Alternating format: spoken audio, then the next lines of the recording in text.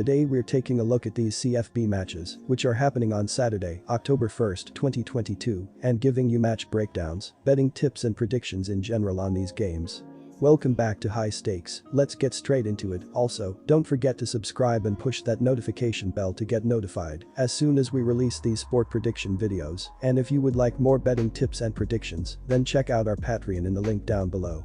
Our new Patreon is a way for us to help you improve your chances of making more money. Multiple plans are available for each and every one of you. By becoming a member of the High Stakes Patreon, you will have access to our best team picks, total picks, parlay picks and much more. Stop wasting hours of your time searching for bad betting predictions that ends up costing you a lot of time and money. Join the High Stakes Patreon now and get the best betting picks. Going back to our video, we will give you 2 betting picks for each game, a team pick and a total pick based on facts and detailed explanation. So make sure to watch our videos till the end so you don't miss any of our picks. Virginia vs Duke. The Blue Devils have looked good offensively so far, scoring at least 30 points in 3 of their last 4 games. They have a balanced attack and they're in the top 45 in the country when it comes to throwing and running the ball. For their part, the Cavaliers have done well defensively, but they struggled against the 2 offenses they played, especially when it comes to stopping the pass, so expect them to have a hard time slowing down the Blue Devils in this game. The Cavaliers have struggled offensively. They don't throw the ball well, but they have a decent running game that is averaging 170 yards per game. Unfortunately for them, the Blue Devils have been great against the run, so expect them to stack the box and force the Cavaliers to beat them through the air, which won't happen, so go with Duke to cover the spread. Our team pick is Duke Blue Devils -3 points. The under is 12-4-0 in UVA games since the start of last season and 0-4-0 to start the 2022 season. In Duke games, the under is 9-7-0 and 3-1-0 in the same time frames. The under is 5-0 in the Cavaliers' last 5 games. It feels like a sloppy ACC game that could produce some turnovers from the Cavs. UVA has turned the ball over all the time in the first 4 games of this season.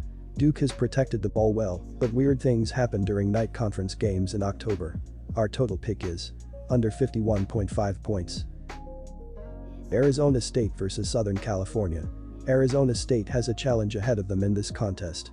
The Sun Devils have struggled when it comes to playing on the road as they were beaten by 17 by Oklahoma State in their lone road tilt this season. USC has yet to commit a turnover offensively this season, while they have recorded 15 takeaways on the season. The Trojans average 5.6 yards per carry and 10 touchdowns on the ground so far this season. Meanwhile, Arizona State has allowed 235.7 yards per game on the ground during their 3-game slide. The Sun Devils have given up at least 458 yards in each of the games in that stretch, while USC has gone over the 500-yard mark in total offense 3 times already this season.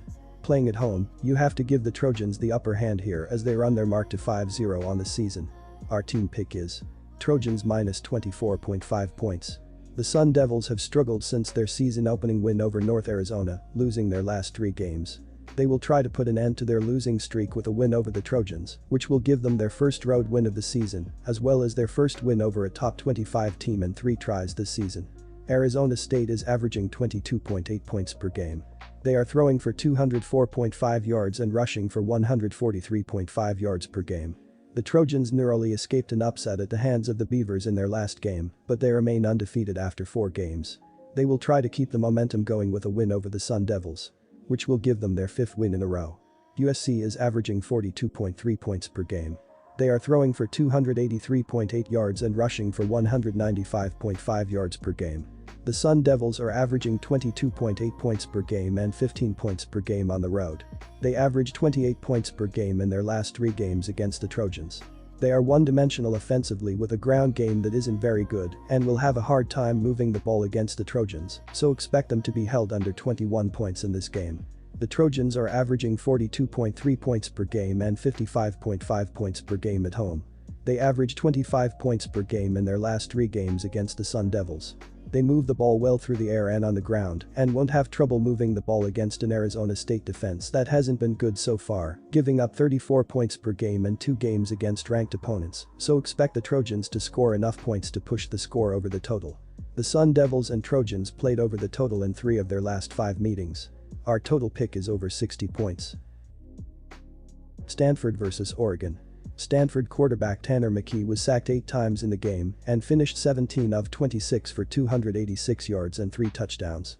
The Cardinal fell behind 17-0 before McKee connected for his first touchdown of the game near halftime. Down big late, McKee threw 2 touchdowns in the fourth quarter with the game out of reach. Wide receiver Michael Wilson had 6 catches for 176 yards on the night.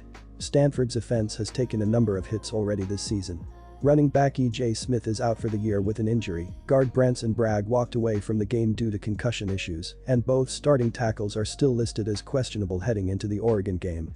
Stanford's defense allowed 478 yards of total offense, including 309 yards through the air. They allowed 23 first downs and 6 of 15 third down conversions.